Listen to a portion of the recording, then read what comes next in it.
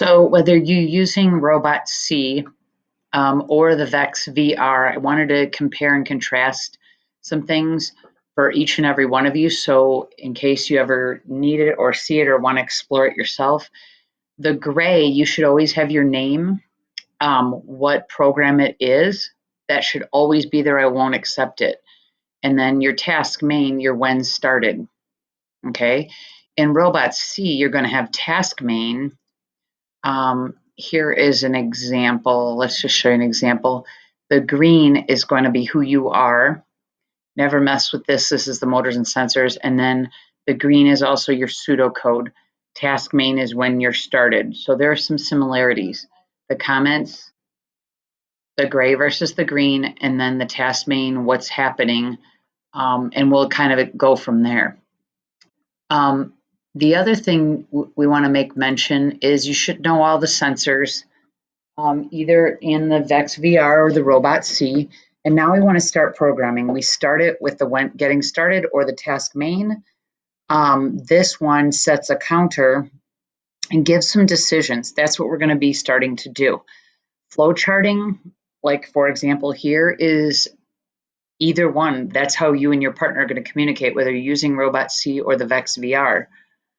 So we want to really take a look at flow charting.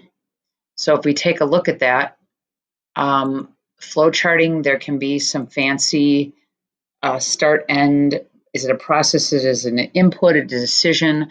I'm not too picky, other than we need to take a look and say something has to start, something has to happen, and make a decision and do it. So what that looks like for Robot C, for example, is start program, task main would do that, or getting started for the Vex VR.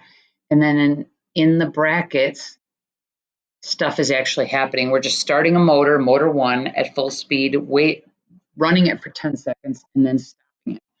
Be careful with all the bracketing. With your Vex VR, we don't have to get that picky with the bracketing, but you do have to fit things in. And again, making decisions. And then lastly, again, don't forget to name your program so I can see it, and then all the pseudocode. Here's another example, starting, turning on a motor, waiting, and then stopping.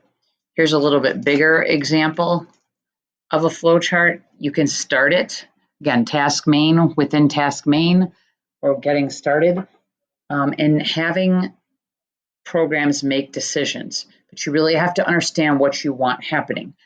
In 3.14, 5, and 6, we will start making these decisions and programming. Have fun with it. Oh, and I have to stop. Let's see.